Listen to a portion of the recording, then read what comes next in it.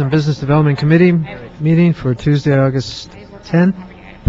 City Clerk, what do we have before us?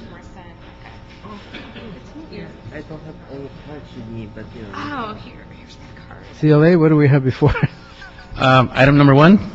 Item number one is a Community Development Department report relative to the status on the promotion of the Earned Income Tax Credit during the 2010 tax season.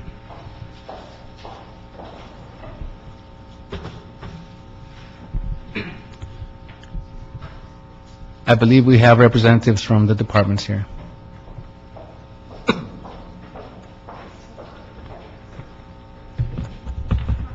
Do we have somebody from the IRS as well? Yes. Do you want them to speak before CDD? Sure. How are you doing?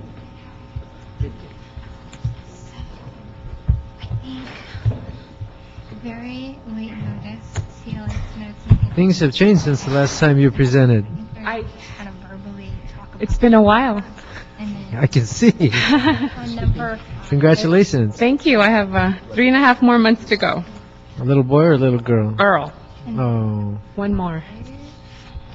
congratulations. Okay, who's going to begin this they said they're I can go ahead presentation? and begin. Please. Okay. First of all, my name is Connie Stewart, and I'm the IRS Spec Territory Manager for Wage and Investment for IRS, and I would like to thank all of you here for inviting the IRS. We don't get invited to a lot of things, so thank you very much for the invitation and the opportunity to speak today at the LA City Council Jobs, Business Development, and Taxation Committee. My responsibility is to oversee the free income tax preparation sites, the VITA sites, in Los Angeles, Ventura, Santa Barbara, and San Luis Obispo counties. And they are available to assist taxpayers in satisfying their tax responsibilities by building and maintaining partnerships with key stakeholders in the community and seeking to create and share value by informing and educating and communicating with our shared customers.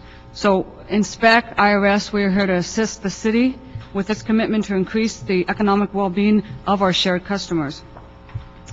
I was here last November and we talked about the Earned Income Tax Credit. Earned Income Tax Credit is a refundable tax credit that's available to low to moderate income workers and their families. It was created back in 1975 to ease the tax burden on certain working families and to offset some of their living expenses and provide incentive to work. Today, it is still recognized as one of the largest anti-poverty programs for working families.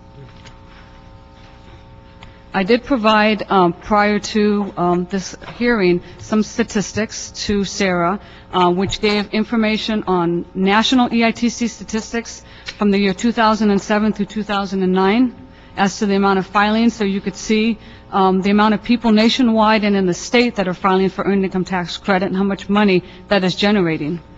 I also provided a breakdown for the County of Los Angeles and the City of Los Angeles, those returns that are prepared at VITA sites, which is Volunteer Income Tax Assistance sites, or at AARP site, in which these services are provided free of charge. And it shows that each year the trend of the amount of filings for Earned Income Tax Credit has increased. It's not as high as we would like. It's estimated still that 1 in 4 individuals do not claim the tax credit. It's a refundable credit, and in order to claim that credit, you do have to file a tax return. That's the big thing. You have to file a tax return. You have to have earned income.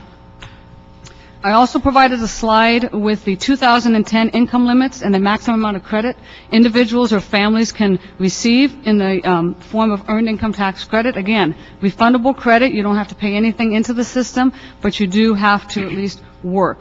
You don't have to have children. If you do have children, that will increase your benefits.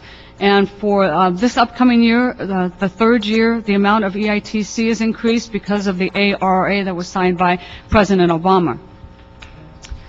This credit, what it does is, as you make a little bit of money, you get a little bit of credit. As you max out, say at about $10,000, $20,000, maybe $25,000, you get the max credit. And as you get closer to the threshold of about $49,000, you get less credit.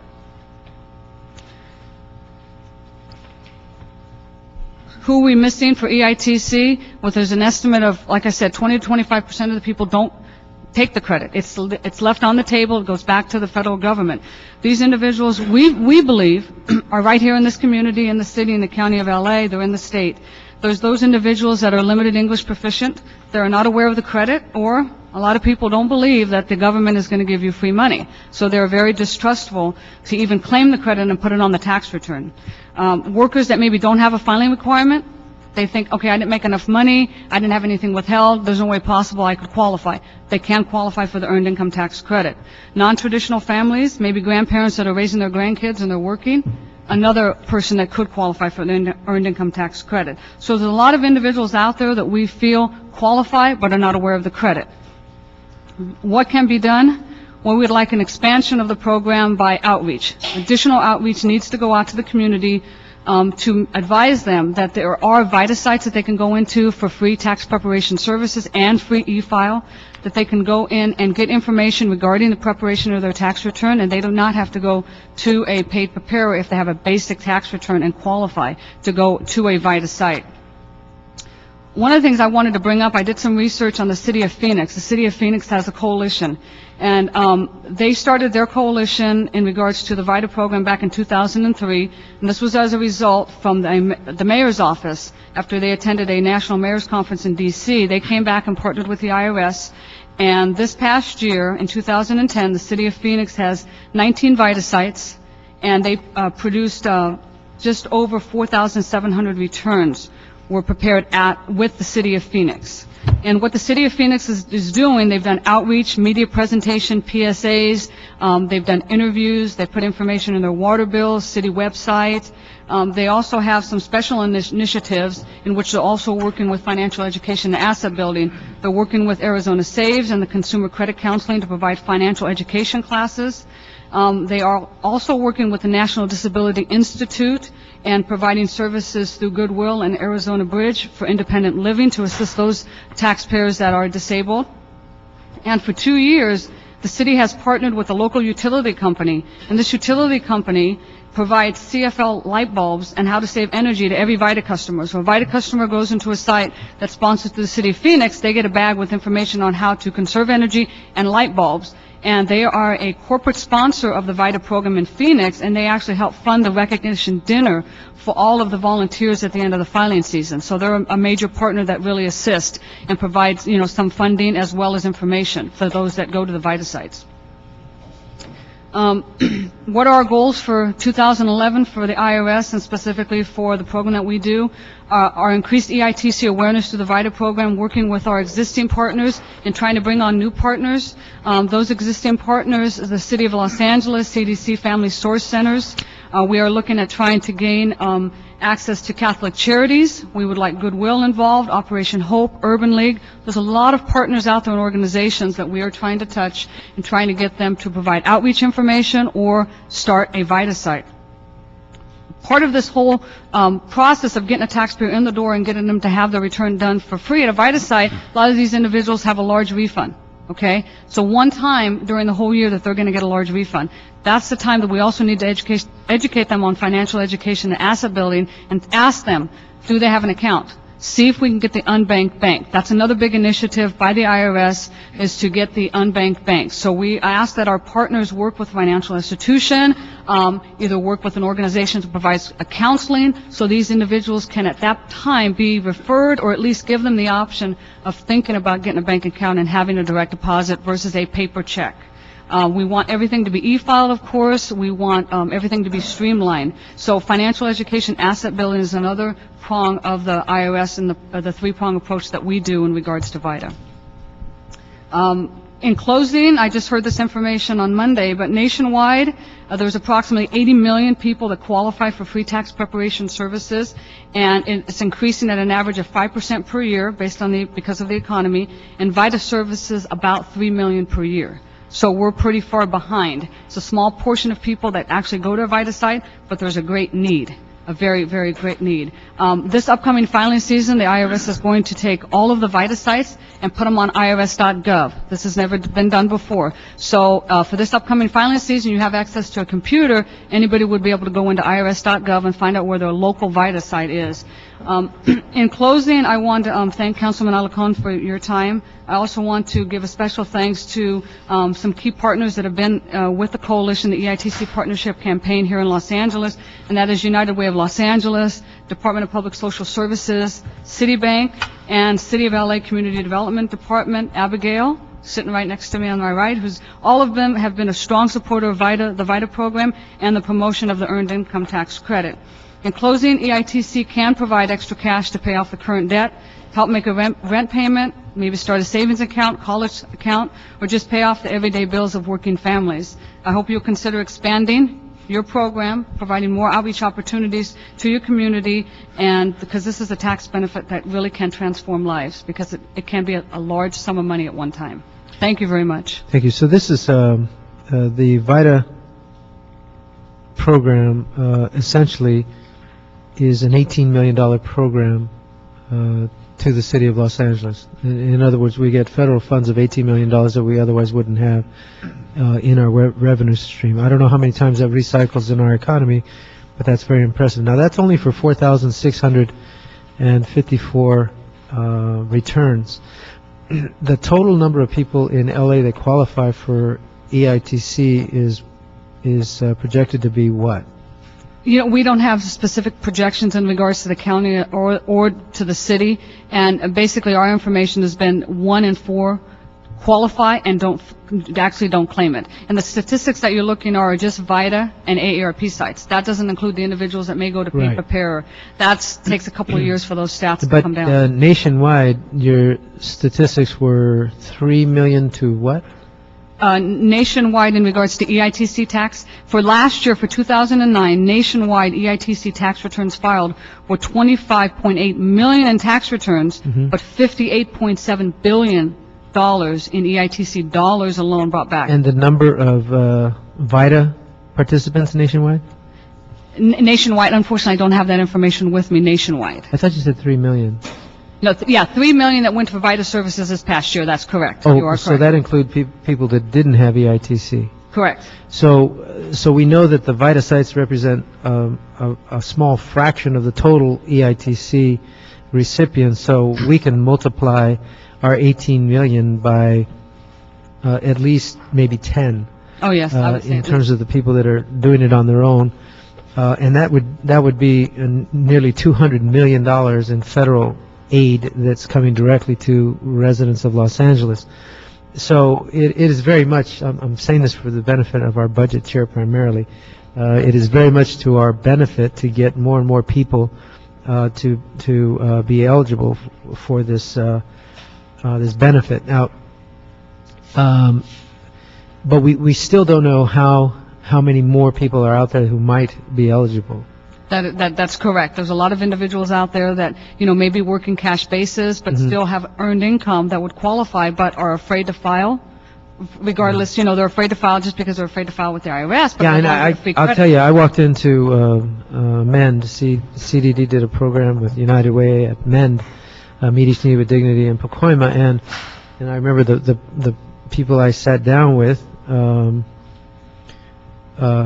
Believe it or not, it was a couple I had met in a completely different program, and they happened to be the same couple. But I think their earnings were something like $3,000, but their earned income tax credit was more than that, and they were stunned when they found out they actually more than doubled their income just on the basis of EITC. So this is a very important federal program of aid that comes to Los Angeles, and so everything we can do to expand it and get more people involved in it is to our benefit. Very much in terms of our economy. So CDD, we know we've been participating in this program for quite a number of years. We want to continue to expand it.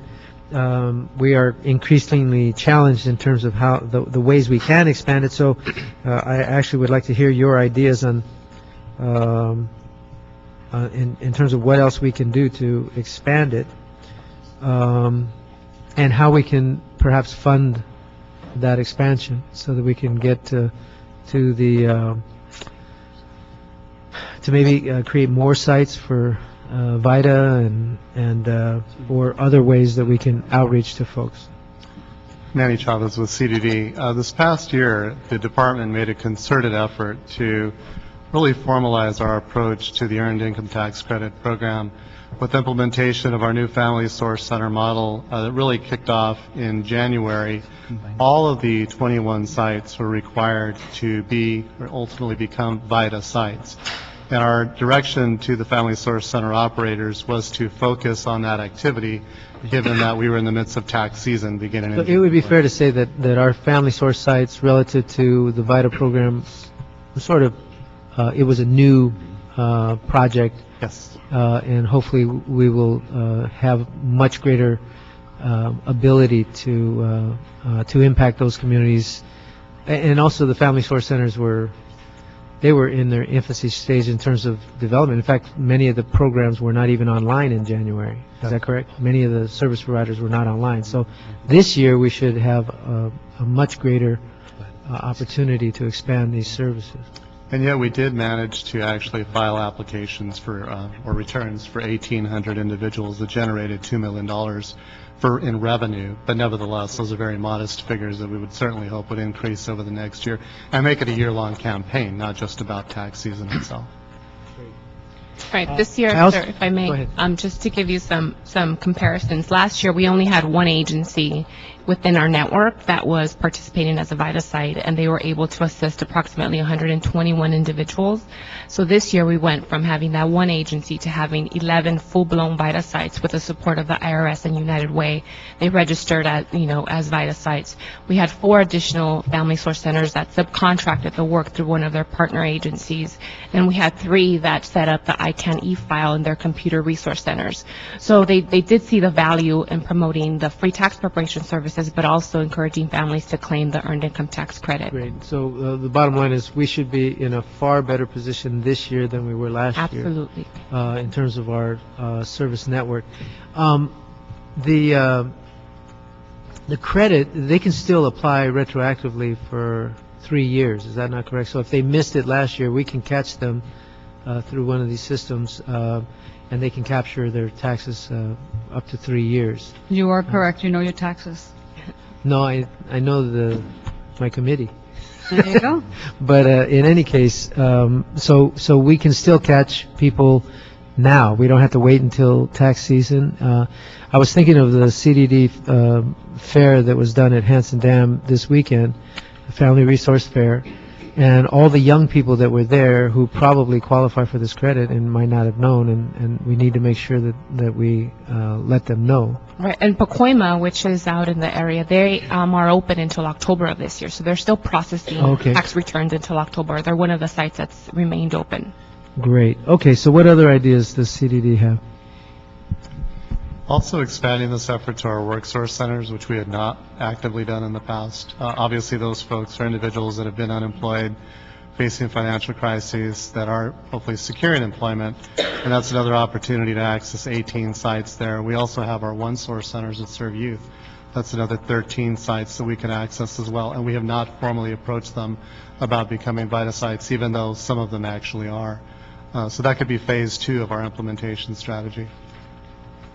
And then outside of our CDD network, I have had conversations with Sarah Brennan from your staff in playing a supporting role in helping to expand the VITA program outside of CDD. So that would include HACLA at some of the housing developments, at some of the recreation and park sites, at some libraries. So there's a lot of potential to expand outside of CDD with some of our departments that are also targeting similar communities. Okay, we definitely want to include municipal service buildings. I know ours is coming online hopefully in October, and we can use that facility as a site, an ongoing site, and maybe we can even establish a volunteer to serve right out of my office. And we want to encourage all the council members to do the same. Now, this isn't just for people in traditionally poor areas.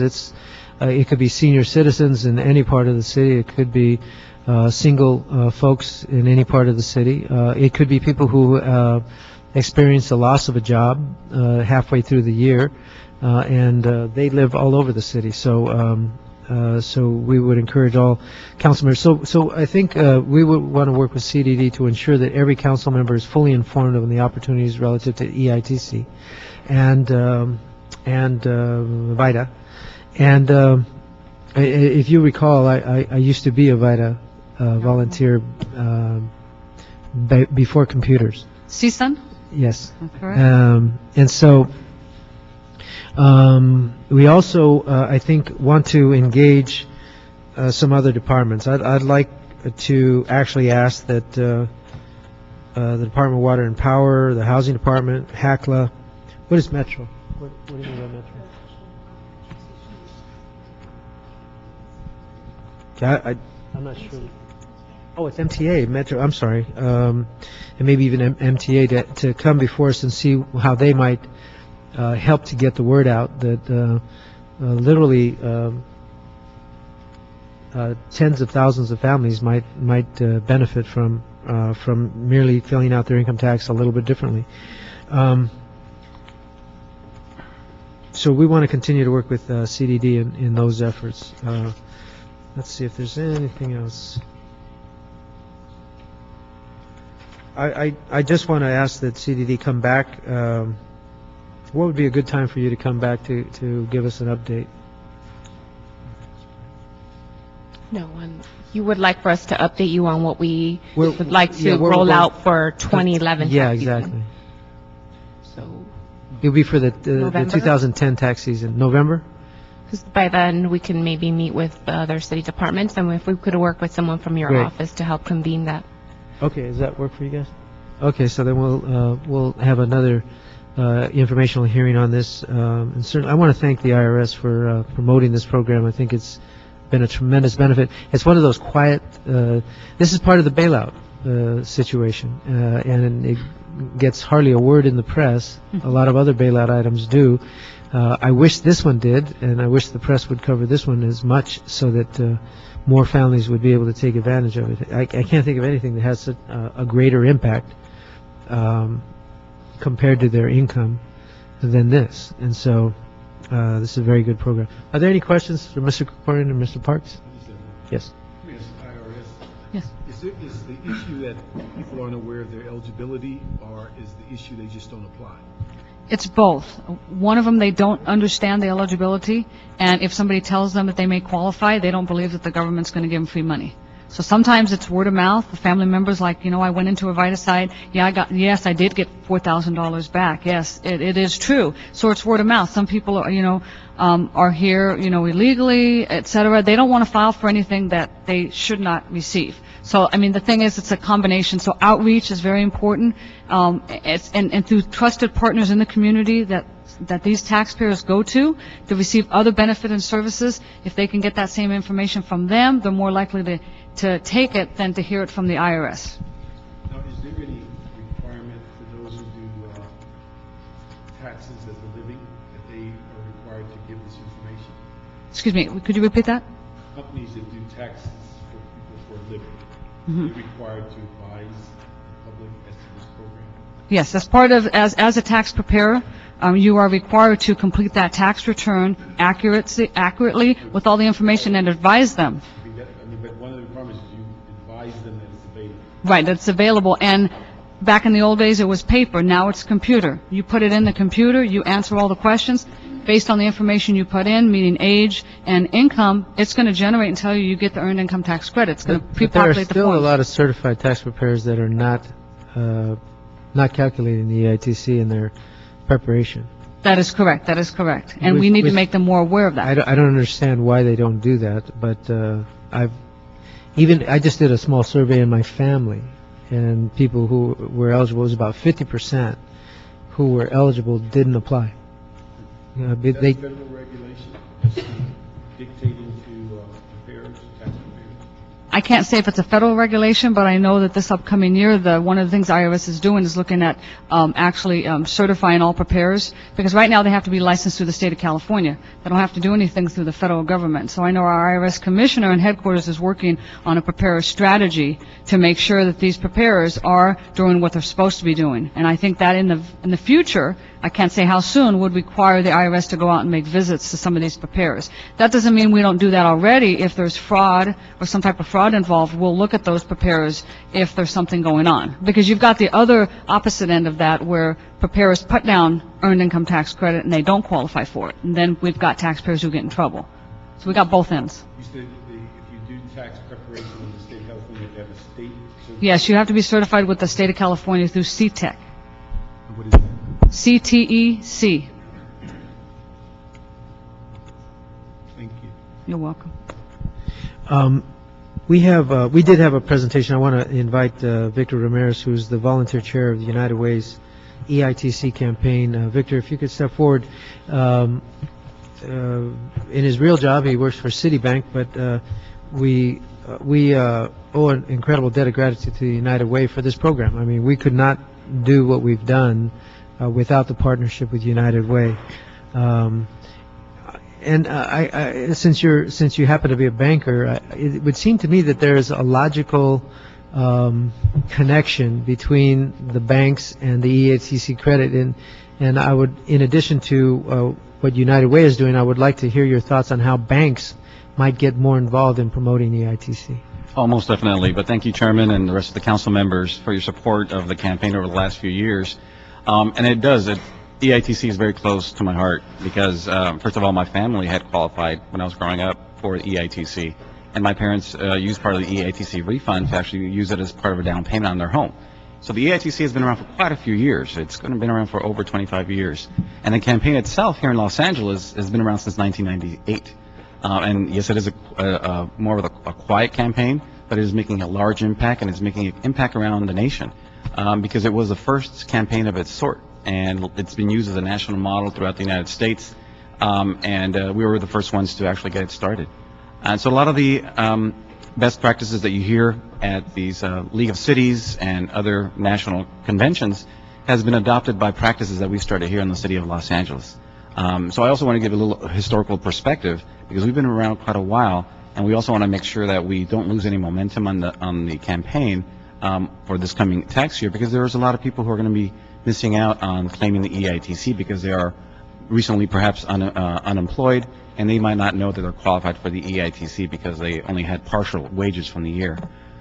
So the United Way, the role of the United Way has been to promote awareness of the EITC through a unique grassroots outreach effort combined with a streamlined marketing effort using paid advertising.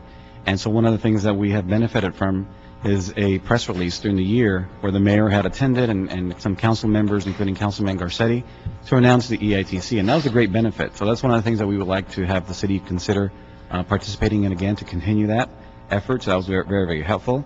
But this is just part of a large strategy for helping low-income individuals, working families to create assets to build wealth over a period of time, because EITC is a great resource and it's being left on the table. And so it is at jeopardy of not continuing because our funder, which was mostly the County of Los Angeles, is considering not funding us this year. And so we're in negotiations and talks with the county and making sure that that funding is secured. It's about 50-50 chance right now. We hope that the county will continue, and perhaps even the city might consider kicking in some contribution as well, perhaps. In the beginning, since 1998, the city did contribute about $165,000 to the campaign. It came in from CDBG funding as well as WIA funds. About 65% of it was CDBG. And it was mostly used to increase the awareness, the marketing campaign. And also paid for an EITC coordinator that actually worked at the city. And so without these type of resources, we're afraid that the numbers will increase. And there was a recent report from the New America Foundation called Left on the Table, March of 2010, that gives some estimates of how much money will be left on the table, but also how that would impact in terms of jobs in California and in Los Angeles. And I was going to quote some numbers here. In California, there was an estimated of $4.95 billion of EITC refunds in the state of California.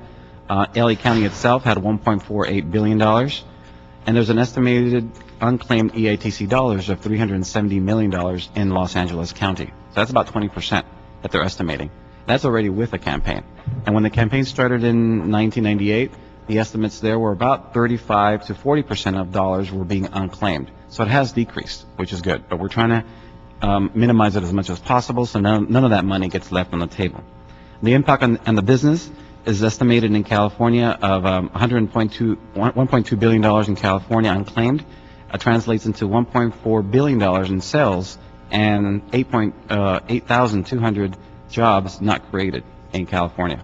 And in between Los Angeles County, Riverside County, and San Bernardino County, which are the top 3 counties claiming the EITC, they estimate $600 million losses in business sales and an employment impact of about 3,700 jobs.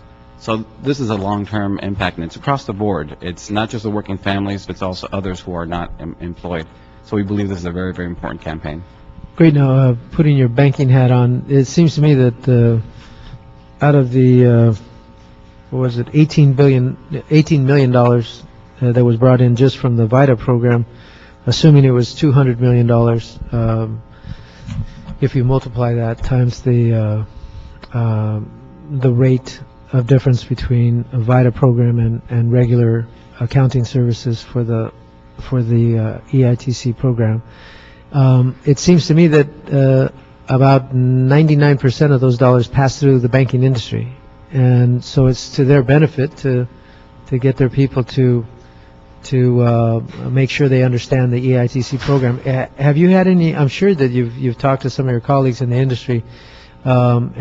Are they involved in the EITC program, and is there any way that we can expand their involvement so that they can understand the collective benefit of this?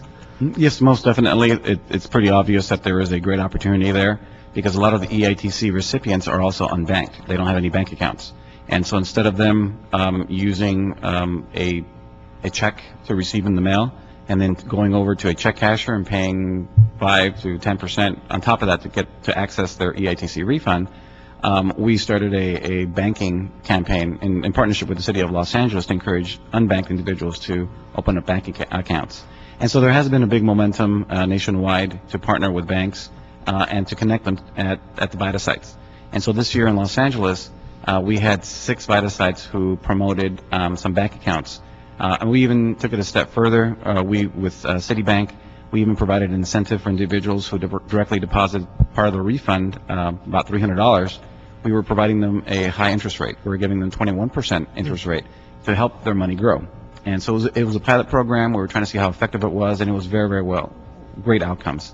And so people were saving their initial $300. They were making consistent monthly payments, about $25, $30, and they were saving it for about 15 months. So it is effective. Okay. Well, did you have a question?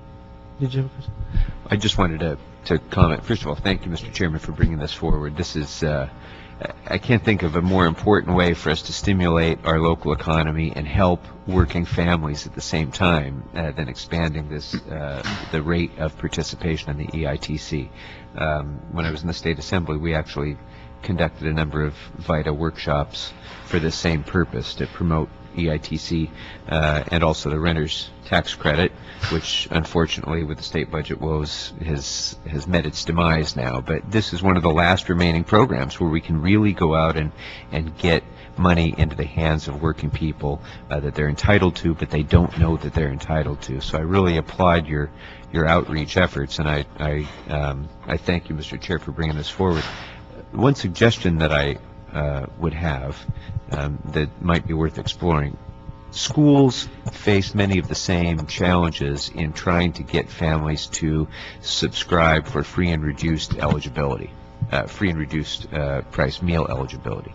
And schools at the district level and at the school site level go through extensive outreach efforts, and there might be an opportunity for collaboration here between the city and the school district to try to reach sort of the same target audience with the same kinds of outreach in a more efficient way by working together. It just might be worth exploring to do that. No, I would agree. It's a targeted strategy that we've been working with other similar populations like WIC recipients, food stamp recipients, SSI recipients. So that's part of our strategy. But yeah, we're on the same page.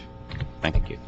Okay, this item is primarily informational, but we'd like to ask CDD to report back to the Jobs Committee with several purposes. One, to identify the program they intend to implement moving forward, and specifically also to try and identify dollars that we can invest in this program, working with, of course, Mr. Parks and Mr. Wesson on the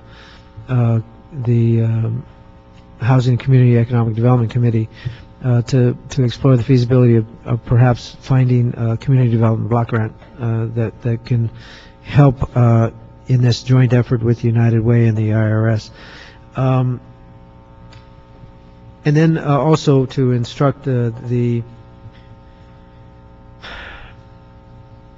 Department of Water and Power, LHD, HACLA, and the MTA to the extent we can instruct them to participate in that hearing to see how they might help with the marketing efforts for EITC. So with that, if there's no objections, that will be the order. And I want to thank all of you for this most important program. And I'll tell you, those 9,594 people greatly appreciate what you're doing. Thank you so much. Not people, but families. Can I have one other instruction? Sure. One thing I'd like to find when you do the report back, if we can verify exactly what preparers are required to do under that CTEC, so that we'll clearly know, and if there's legislation we need to strengthen it, then we know that also. But I'd like to find out exactly what they're required to do as it relates to this program. Are they required to advise? Are they required to actually ensure that the applicant is prepared? Exactly what that is as part of the certification. Great. We can have that as part of the report as well. Great. Thank you very much. Thank you. Thank you. Item number 2. Item number 2 is a CDD report relative to the status of the One app system implementation with the department's family source system. Okay, man, you moved over here. I did. This is another one of the highlights of our family source system that we're really excited about, the implementation of the One electronic application system, which allows individuals to pre-qualify for a variety of social services, both county and hopefully city ultimately. We've had, again, modest success given that the program has just started off, but we've still managed to have about 1,000 or so applications actually processed. Bobby Wilbur, who's the principal with the One App organization or program, is with us to discuss or share with you some of the highlights that we've experienced so far. Good. Bobby Wilbur, I am with Social Interest Solutions, and thought I'd just give a little bit of background about what the program does, just to remind people, and then we can talk about what the impact has been so far in the city of LA. The challenge that we're all trying to face, and it's not unlike what we were talking about on the last session with EITC, is access, and making sure that the right people in the right places are informed of the opportunity that they have to apply for the right benefits or the benefits that they might be eligible for. And the very same families that are struggling to make it oftentimes have to go to a number of different places, stand in line, wait for an appointment, try to figure this out. Well, the CDD source centers are clearly set up to be able to help support and manage and help look at how people don't have this impact. In other words, that they can go to one place and be able to be supported by access to the benefits that they're eligible for, so that they don't miss the coverage support, that they experience system-wide efficiency instead of inefficiency, and that the payments for services that are provided to them come in a timely way. What One App does is it is a web-based system. It's accessed at many locations. At CDD right now, we're in the family source centers, and we are quickly moving to the employment centers, and so that all of these programs will be across the board at CDD and be accessible to the people that are supported by CDD. It is a secure point of entry for all of these programs, so it goes across a myriad of programs.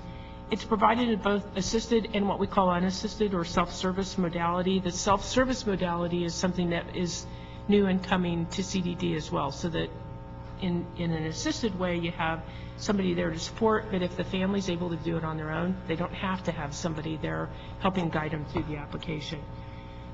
It provides a simultaneous eligibility determination, including for EITC, which would identify for the applicant what they might be eligible for on that. And wherever possible, we submit applications electronically. And then finally, it is a case management tool that allows people to follow up with families, make sure they stay in their coverages. If they got covered, make sure they access them. No different than earned income tax credit. A lot of these families don't know how to access their benefits even once they've been determined eligible for them. The counties that we're in California are up here on the board. I won't go through all of them, but there's a number of counties that we're growing every day.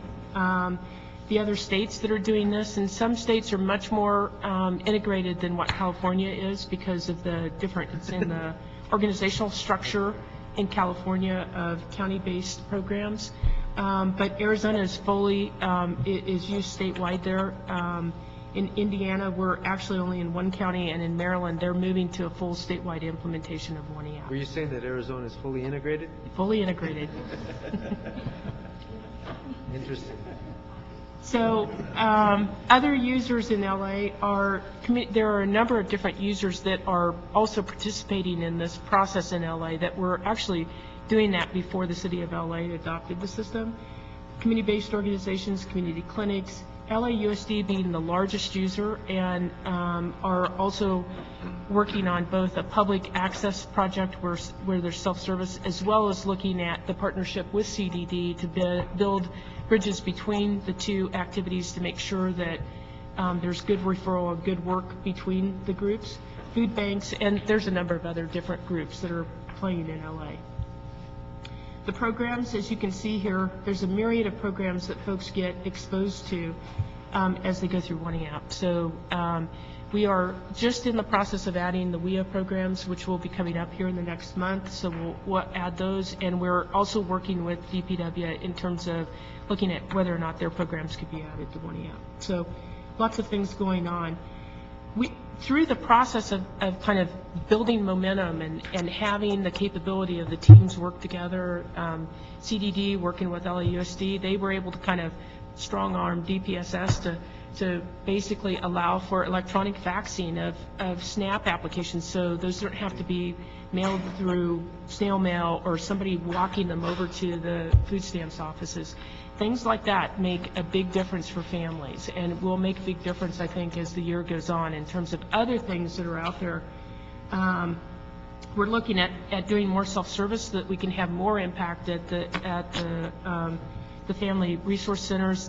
We got the Social Interest Solutions got a grant from the California Emerging Technology Funds to actually expand the capability of public access, and we're actually allocating some computers and kiosk stations to CDD so that they can use those resources to support the families. So by kind of cross-pollinating the resources that are out there and available in the community, we're hopefully expanding the capability of touching lives in the city of LA. And LA Leader, which is the welfare system that's operated by DPSS, has announced that they're going to do a web-based front end to LA Leader. We're hopeful once that comes live that we'll have a way to actually interface all applications through that to LA Leader, which will, again, mitigate the number of steps that families have to go through in order to get their applications in. We're in the final stages of phase one here, guys, so the impact is still somewhat fresh. We're still trying to work through some of the kinks and the operational issues, but all in all, it's been a very good partnership with CDD. They're a great group. They're trying to do the right things for families. We're excited to be part of their team and excited to work with them to expand it in LA.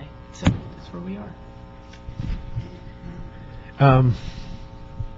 Wow, it seems like from a year ago, the One EAP is moving forward exponentially, and at every step of the way, there's more benefits that we identify. So I want to thank you for getting us to where we are today, but we know there's a lot of work to do. DWP is an important piece, but having the entire city connected is an important piece. And there's also the synergies, like the use of the fax machine, as simple as it sounds, it can greatly reduce the need for families to move around or even use the mail system and expedite their applications. So that's a tremendous benefit.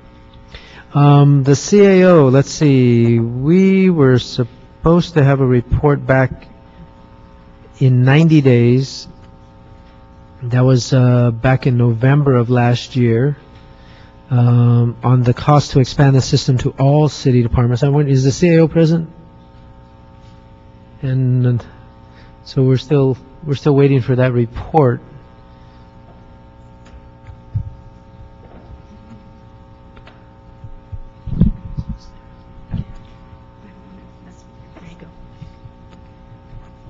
Hi, good afternoon. I'm Angelica Samayo with the CAO's office.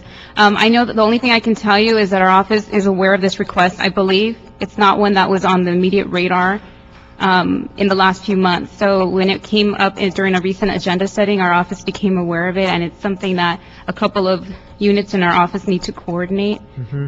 So all I can tell you right now is that we don't have an update as of today, and it is a report that we will begin to initiate, or an analysis that will initiate. Do you think we could have it in 60 days?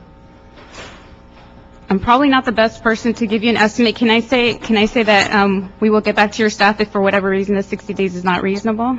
Or to get back to you if the 60, let me say, I don't want to say yes, but let me say that we will try for the 60. I want you to say yes. I know. I'm probably not going to be the one assigned to this report or this analysis, so I can gladly say yes, but it would not be a very,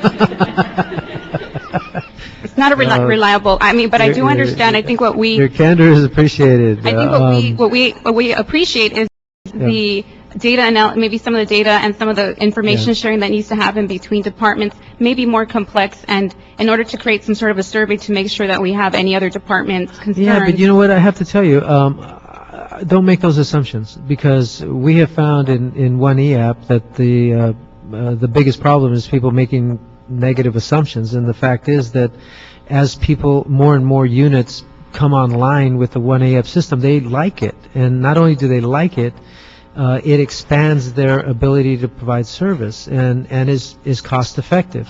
So this should not be viewed as a hindrance on other departments. They should view it as an opportunity to improve their provision of service and in a way that is less onerous than the current way they do things.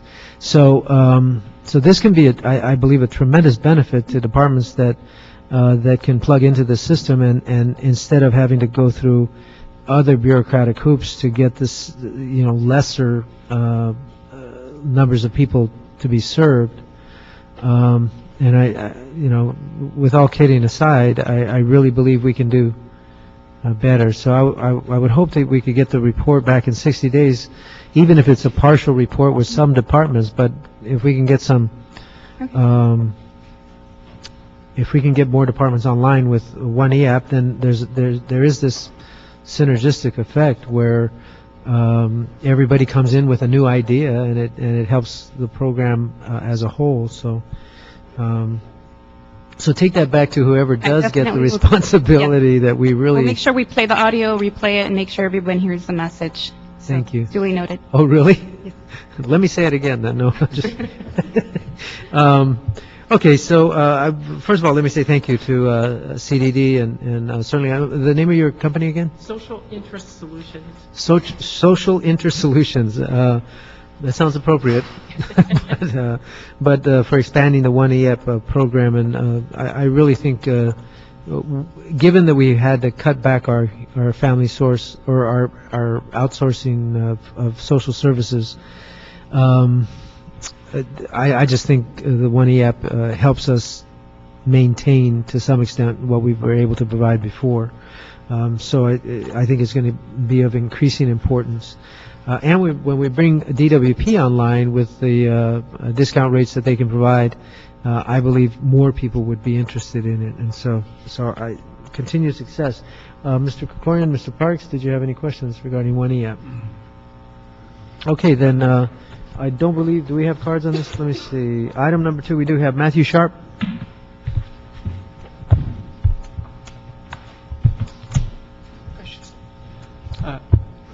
Good afternoon, Councilmember Alarcon, members of the committee. My name is Matthew Sharp with California Food Policy Advocates. I intend to provide more remarks regarding the next item on hunger, but given limited time, I thought I would divide myself among 2 agenda items, since there's one relevant point to make on 1E app. As you heard, there's great collaboration underway that is working to make this good system a synergistic effort.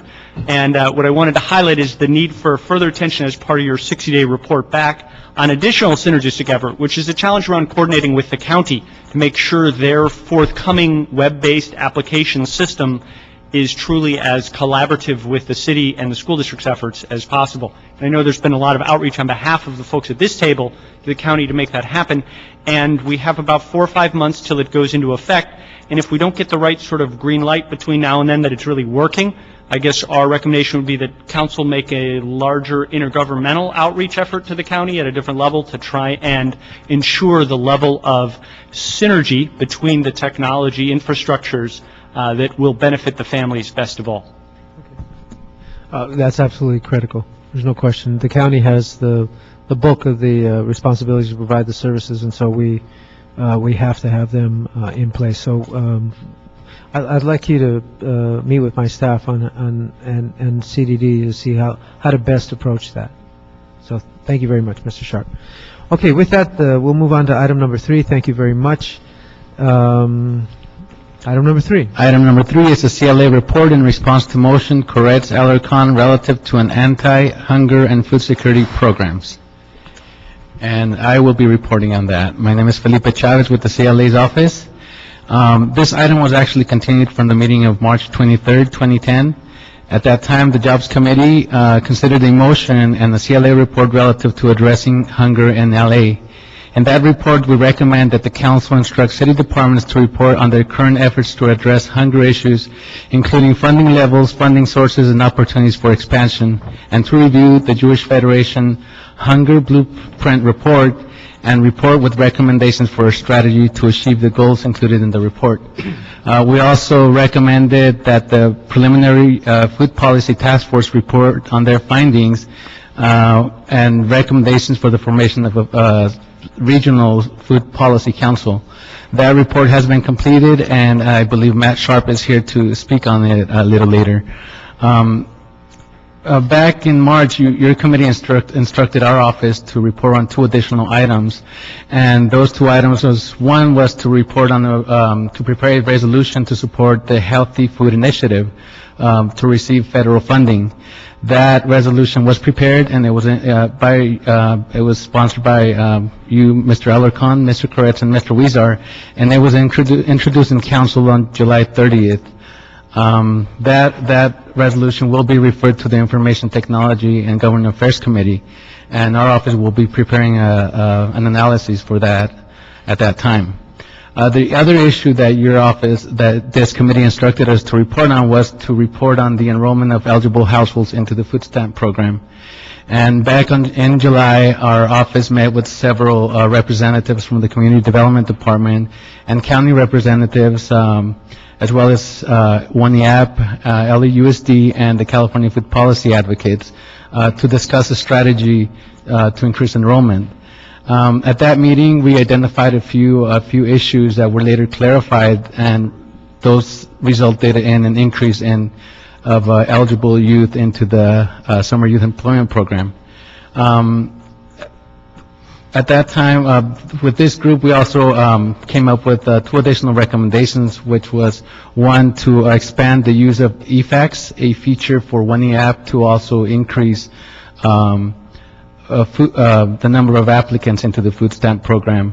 And one other outcome from that meeting was that we set up 2 training sessions to provide training for FSC staff or Family Source Center staff to receive training on medical and food stamp eligibility requirements.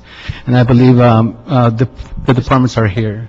On that one point, I understand that it's not clear as to whether all the family source centers are visibly posting information regarding the food stamp eligibility. Is that something that, I believe if they're posted on the websites. I'm going to let Matthew Sharp expand on that, but the notion is that many centers that are in the family source center, many sites of the family source centers are not posting visible signs about food stamp eligibility, and so Part of the reason is because they're going through a formal training right. on the 23rd and the 25th. Okay. So we were able to secure that working with DPSS. So they were familiar with just the basic criteria to enroll families in food stamps. They're not thoroughly familiar. They're going to. So once they go through the training, then the posting will occur? Well, we're also providing them with collateral materials. I don't know if you mean posting like visibly. Yeah. Pictures. Yeah, so we are helping them with providing them marketing materials to promote one app, which includes food stamps. Okay. I just wanted to mention that in the context of what he was saying. Our recommendations are basically to instruct the Community Development Department to report back on a quarterly basis on the number of applications submitted for the food stamp program on behalf of low-income individuals. We're also recommending that you approve the recommendations in the initial CLA report, because that instructs departments to report back on several issues.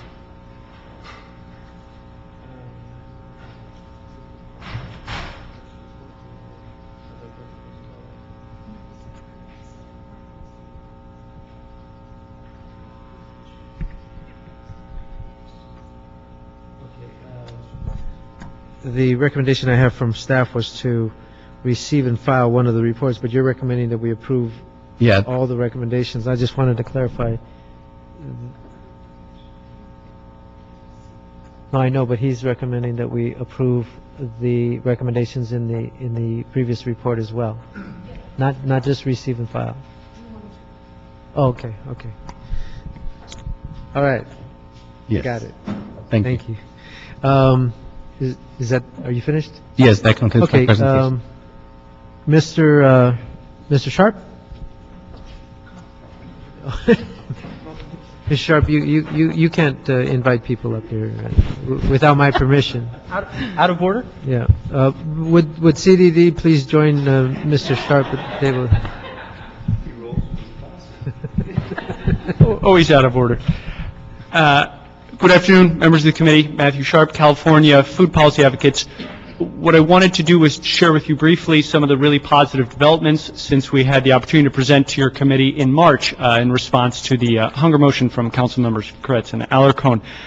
Since we last got together, there have been a lot of really good things that have happened. First and foremost, CLA has convened a couple of the meetings that you heard about to try and understand the issue from a number of perspectives, and CDD has enthusiastically convened a variety of meetings and has initiated a better partnership with LADPSS, and as Ms. Marquez indicated, there's a training scheduled. A lot of stuff is in the works. So it represents to us a really important milestone. If this is being integrated into how the family source centers do business, I think would be a fair way to say it. A lot of steps are needed. There's training. There's going to be more work with One app. There's going to be signage needed. And then there's going to be an effort needed to communicate to the residents of the city how to get into this, using a variety of media opportunities perhaps and other communication strategies through council and the mayor. The other development that I thought I would share with you that's important is that the Los Angeles Food Policy Task Force has completed its work. I had a chance to be a participant in the task force and participate in the briefing to the mayor 2 weeks ago. 99 pages, a very good read. There is an executive summary, but I encourage you to go through the whole thing. It's a fabulous overview of a number of opportunities for municipal government here at a city and county level to make improvements in the food policy infrastructure. In the briefing to the mayor, it was very clear that this struck him as an important initiative to take on. And he's directed staff to meet with us later this month about furthering coordination among all the departments. Once we get the family source centers going and CDD's machinery working, we have work to do to get all the other departments to take various steps that are appropriate to their populations to effectively communicate about food stamps. Then, we have work to do to make sure that our elder nutrition program and our summer lunch program for children and teens are also examined, strengthened, and improved in the various ways that will ensure that the city better fights hunger. So that's just the briefest of summaries of some of the developments since we got together here in March. Okay, well, thank you very much. These are all positive reports today, and I'm very pleased. Mr. Parks? Just ask, what's the document you referenced? The document is titled The Good Food for All Agenda, a report of the Los Angeles Food Policy Task Force that had been convened by the mayor last December, produced this report, and provided a briefing to the mayor just a few weeks ago. Okay. Do you have it online or something? Sure, we could send you a copy of that. Okay. Ask for you to get that. Thank you. Actually, I was going to ask if you could send one to every council member. I appreciate There has that. been a process underway with the mayor's appointee to Board of Public Works, Paula Daniels, who shepherded this process, has been doing some briefings among council, and we'll try and make sure that gets wider and better circulated. Just in case. Yeah, just in case, will you send it to all the council members? Maybe the executive summary? Trust us on that one. I don't know who's number 15, but I would want to wait for 3 months to get Fair that enough. We'll report. get it to you quicker. Thank you. Okay, so what we really want to do is, first of all, approve the recommendations of the CLA's March 19th report as well as the August 10th report. I don't think we have to receive and file the report. We do have to receive and file? No, we don't. Okay, so we just want to approve the recommendations of those two reports. And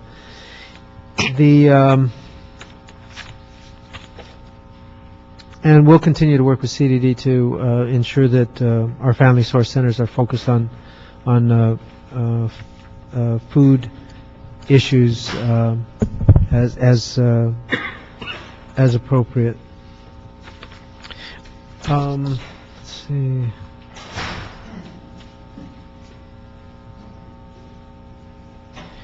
So let me just finally say I'm very pleased to hear your report, Matt. If you're happy, I'm happy. And Progress. Sounds like CDD. In fact, I have to say, CDD on every score, I think, is engaging in direct, well, I should say, in strategies that directly impact the people of Los Angeles like I've never seen them before, and I'm very pleased to see that. Particularly, I mean, long before I was a councilman, I worked in a CDD-funded program, actually several CDD-funded programs, and can say that it's very refreshing to see this sort of new esprit de corps. So thank you very much. I don't think I have anything else to add to this. So we'll, if there's no objections, we will approve those recommendations. Thank you, CLA. Okay, item number 4. Item number 4 is a city attorney report and ordinance relative to the addition of Article 3, Section 20.99.03 to Chapter 5.1 of the Los Angeles Administrative Code to provide for the formation of a banking development district. Good afternoon, Valentin Dino, City Attorney's Office. In response to the committee's and council's instructions, we have amended the report and the ordinance and transmitted it. Unfortunately, we missed the deadline for today's hearing, and I would like to extend my apologies for this to the committee members.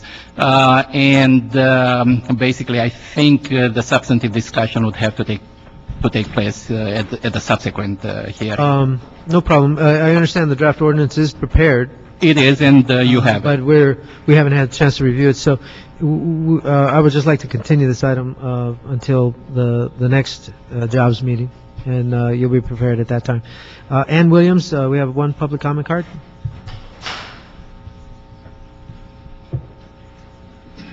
Thank you. Good afternoon. Ann Williams with the Central City Association.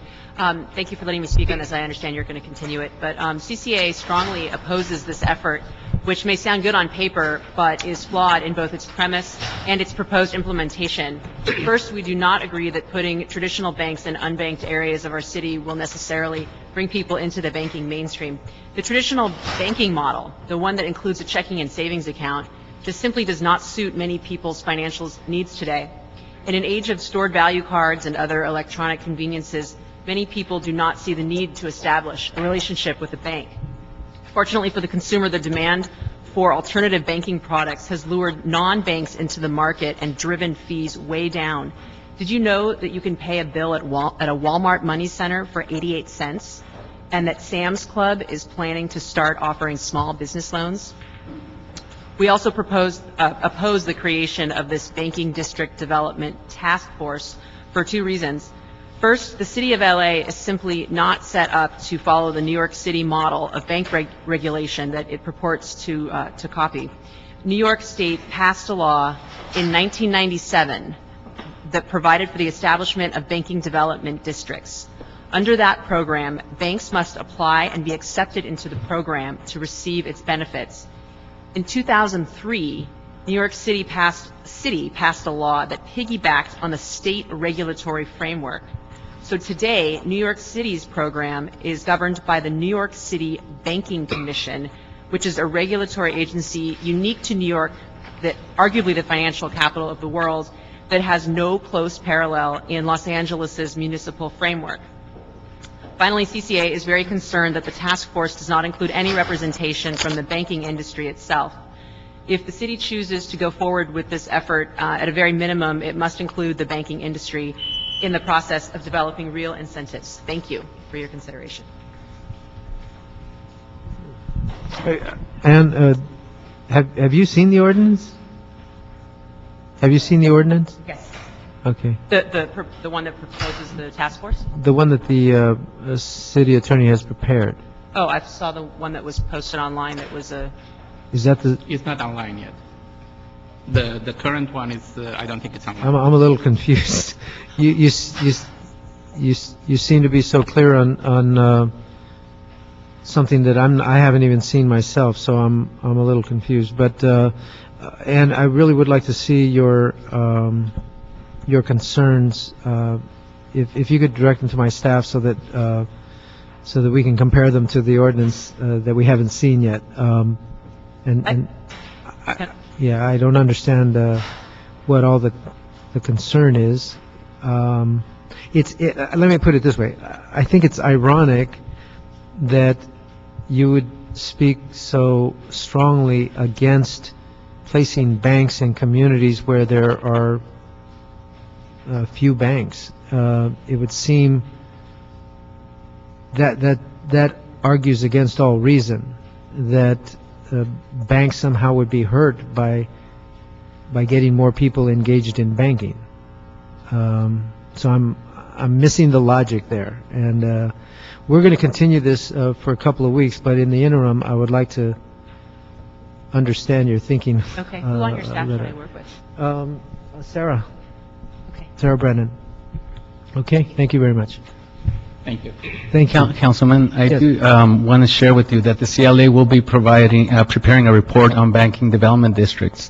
There was a resolution introduced to support AB number 2581, which is for establishment of a banking development district program at the state level. Oh, okay. And that, just as an update, has passed the Assembly and is now being referred to committees in the Senate.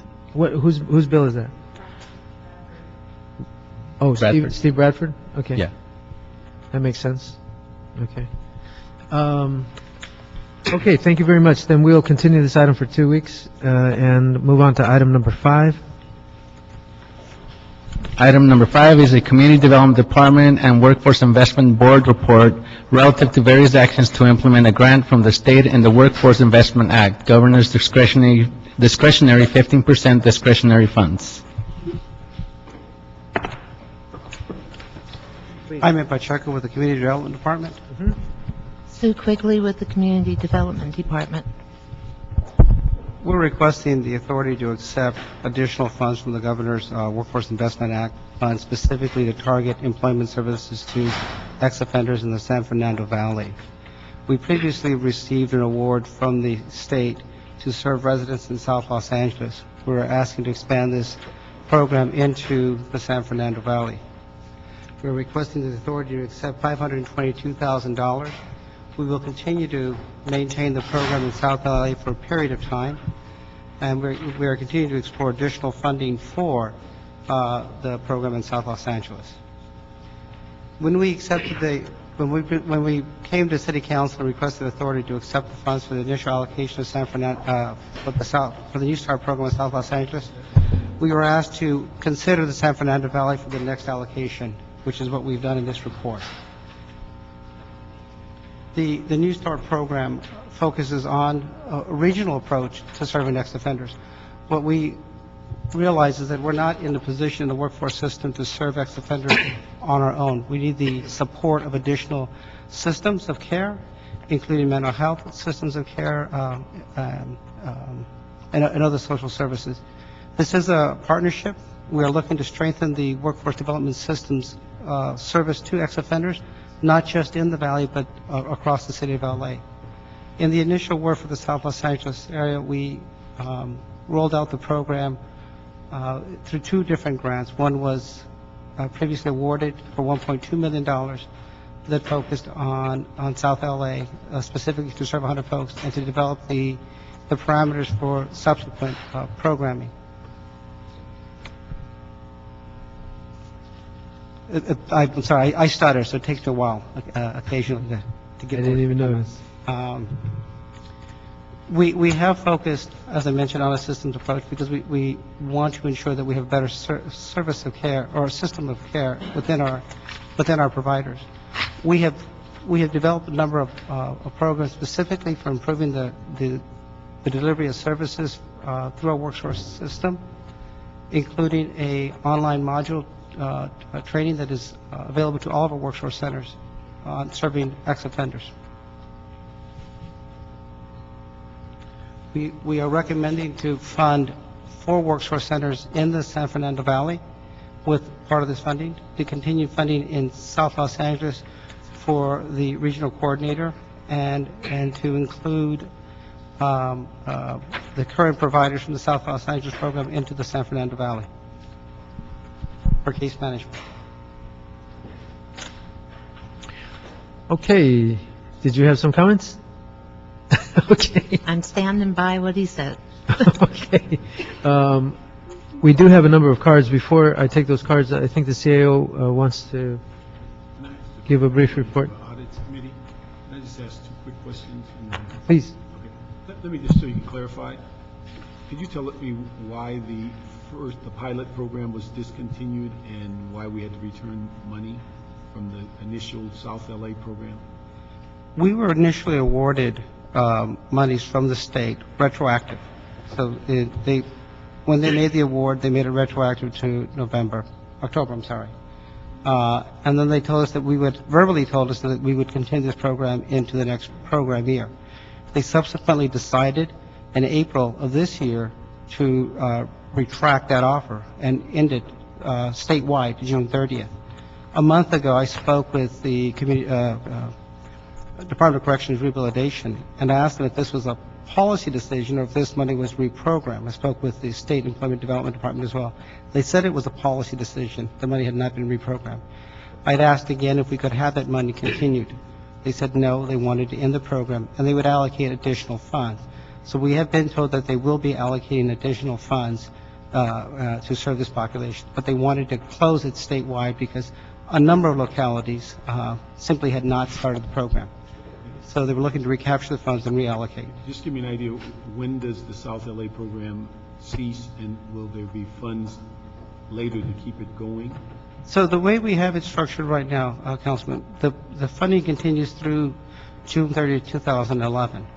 We have budgeted about $55,000 to continue the program through September. Now, the agencies in South LA are coupling additional funds through the Workforce Investment Act to continue programming for ex-offenders in South LA. We recognize that there's not enough money to serve the ex-offenders in South LA through this program and through other programs.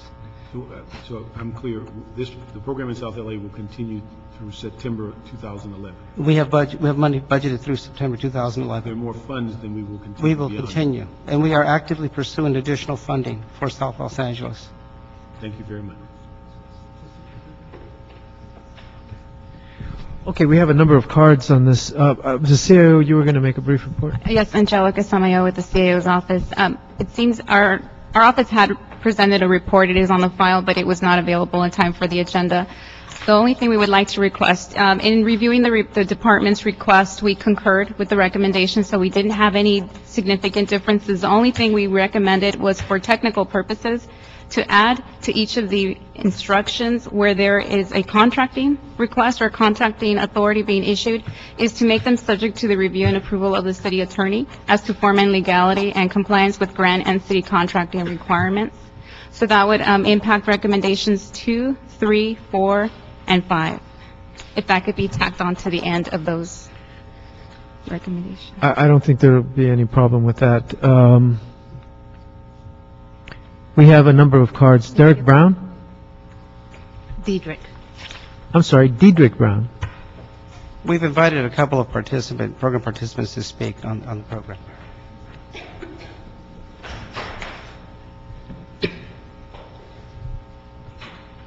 All right. Good afternoon. How you doing? My name is Dedrick Brown, and I'm an ex-offender. And the program that I heard about it when I was still serving my time, and I was in Folsom State Prison, and they asked us if we can volunteer for this program, and they can show us job skills and things like that. But basically, my situation was I'm coming home, and I didn't really have a place to live or no resources, anything like that. So when I joined the program, they contacted the streets because I was like a month to the house, and they explained my situation. And then as soon as I came home, I was referred to the work source and started the program basically on the streets, and did everything they asked me to do and learned new skills, and basically helped me get a job. And got a job eventually, got a vehicle, found a place to stay, and it was benefiting me to stay focused on what I got to do, and not put myself back in the situation of going back, because certain situations you put yourself in is because of desperation. And the program just benefited me personally. Did a lot of learning, meeting new people, and getting contacts on how to get other jobs at the time when I was looking, and so the program was like basically a lifesaver for me. Can I ask you, Dedrick, in my experience, it seems that there's a very short span of time that we can capture the attention of somebody who's coming out of the institution before they get engaged in negative activity. Some service providers believe that time is immediate, that if you don't get them immediately involved in seeking employment, that they could be lost within a 24, 48-hour period. What would you say to that? Yeah, that's true. I mean, that's why I said it benefited me, because I started inside before I came home, and got involved in the program. So immediately I was focused on that. And a lot of people that, I look at it like this: you either want to do it or you don't want to do it. You either want to make yourself better or you don't. And a lot of people I come across was in that position. They didn't want to make themselves better. But it is an opportunity that was given us, because I didn't really have no clue what I was going to do until they said, well, we got this program. By the way, what are you doing? Oh, I'm in culinary school, and I'm a chef. All right. Congratulations. Yeah. So basically, I always say it's up to the person, the individual, if they really want to change and do what they want to do. A lot of people who want to do good, they don't know where to go. Yeah. And so they get lost. Yeah. Those are that's the group I'm talking about, is the one that they come out, they go back to what they're familiar with, their home base, and right away they're latched onto by negative influences. Yeah. And even though they wanted to come out and do good, they had no way to connect to that, and they get lost in a world of trouble again. So, but congratulations to you. Tom, I'm sorry, Trinidad. Just add something, yes. just Please. as a point of reference in terms of this particular program over just being an employment program, is that it really involves the community supports and coordinating with the Chicago School of Psychology to help ex-felons deal with the issues that got them off to prison in the first place, the things that are not normally addressed pre-release or post-release either. And then coordinating that with the work source centers to improve or reduce recidivism and improve a regional approach to employment. We certainly have been able to expand by including all 4 of our work source centers. We certainly have been able to expand the base from which to find employment for a population, and I don't mean to speak of you as just a population, but individuals who have such barriers to getting employment. And I think that's really critical in the success of this program, and evidence-based practices indicate that we're doing what we need to do in this design. Okay, thank you. Trinidad Hernandez, Jr.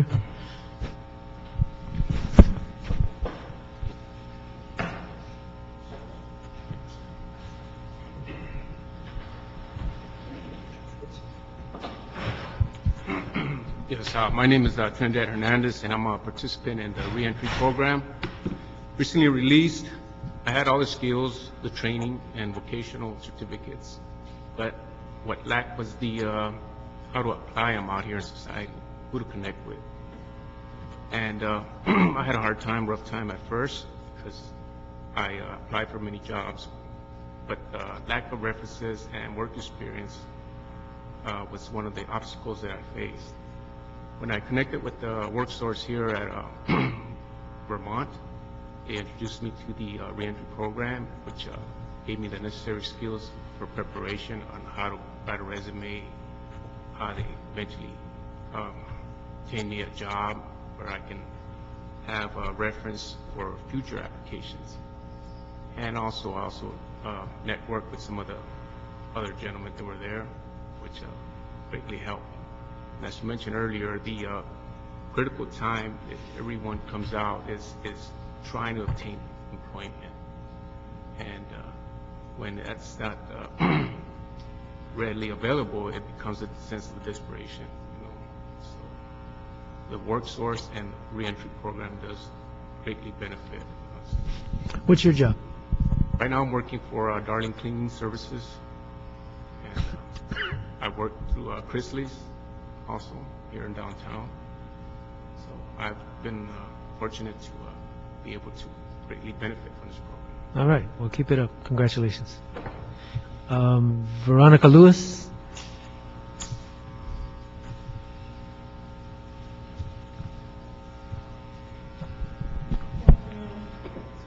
I am the Assistant Division Director for Special Service for Groups, also known as SSG. And we have worked with the city CDD from day one. We had played a major role in the implementation of the South LA project, and we look forward to the expansion to San Fernando Valley. I just wanted to speak briefly about our connection also to San Fernando Valley. SSG has over 20 divisions, and the one that started the South LA program, of course, is located in South LA, but we've also had a presence in San Fernando Valley for more than 10 years through our Asian Pacific Treatment and Counseling Center program, which is a mental health, independent living, outpatient treatment. We also have a full service partnership contract. And through our work with our homeless programs and other housing services that we provide, we've worked a long time with Los Angeles Family Housing, which is located in North Hollywood. We have a relationship with Chrysalis, NAMI, San Fernando Valley, and we continue to work closely with the Reentry Coordinator's Office from the California Department of Corrections and Rehabilitation, Region 3, which includes San Fernando Valley. So we're confident that just as we were able to be instrumental in the implementation of the South LA project, that we can get a quick start in San Fernando Valley, since we have all our lessons learned and we've worked out all the niches. And we look forward to expanding our partnerships with the San Fernando Valley community-based and faith-based organizations. Thank you. Thank you. Joseph Paul.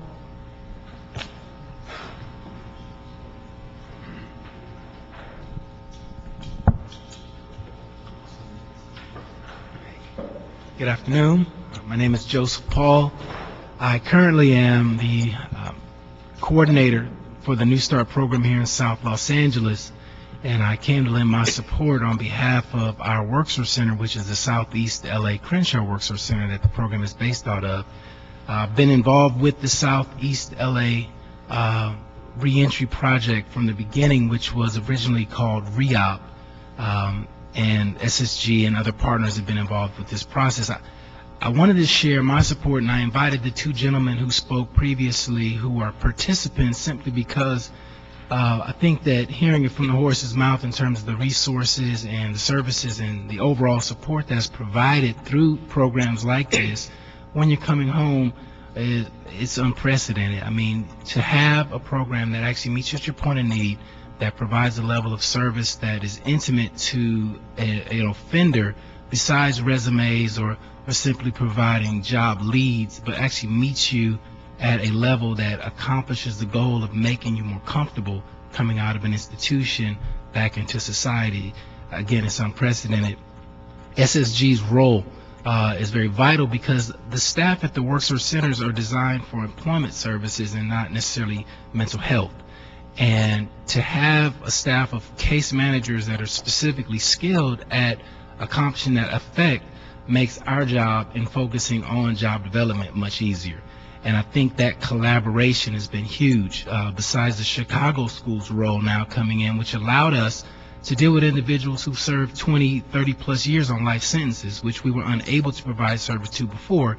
And if you're not aware, the state system is releasing lifers at an unprecedented number relative to the time they started incarcerating people with those sentences. So I think that this collaboration is huge. I think that at a time like this, when we have all of these dynamics that are affecting our city locally, particularly South Central Los Angeles, San Fernando Valley, where you have a huge influx of people who are coming from the state system with, you know, a lot of time underneath their belt, they need services like this. I was the individual who was contacted from Folsom Prison regarding Dedrick Brown's situation and was able to accommodate certain resources before he came home that really, you know, it wouldn't have been able to provide that much support if he'd have just walked in our doors otherwise. So with Region 3 support, reentry, the CDD, and the resources that they brought to the table to reinforce what we're doing at the workforce level, it's made this project huge. So I think what we could do in the San Fernando Valley could have just as much impact. Thank you very much. Continued success. We need you more than ever. Okay, it would then be my recommendation, if there's no objection, to approve the CDD report with the amendments by the CAO that were stated. No objection? Not only is there no objection, but I want to say this. California spends more on its prison system than any other state in the country, and we get less for it than any other state in the country. We've changed the name of the department from the Department of Corrections to the Department of Corrections and Rehabilitation, and that has become a cruel joke because we continue year after year to cut back on rehabilitation services for inmates while they're still in prison. And that's a threat to public safety because virtually everyone who is in prison, no matter how much we increase sentences, at some point they're going to have to live a life on the outside. And we're doing a terrible job of preparing them for the outside. So a program like this not only transforms the lives of the inmates that are going to be coming out and coming back to the San Fernando Valley, but it's a critical part of public safety for the San Fernando Valley. Because without services like this, many of these inmates are going to reoffend. We have the worst recidivism rate in the country, the worst recidivism rate in America. And that's a shame, and it's a tragedy for this state. And to have this kind of a program provide an opportunity for gentlemen like this to come out and get meaningful opportunities for their lives, it transforms them, but it also transforms our entire community and helps, you know, make us safer. So I think this is critically important to your district, Mr. Chairman, to my district, to the entire San Fernando Valley, to the entire city. So I'm pleased to support your recommendation. Great. Then that matter is approved. Thank you very much. We have one public comment card. Brian Chase.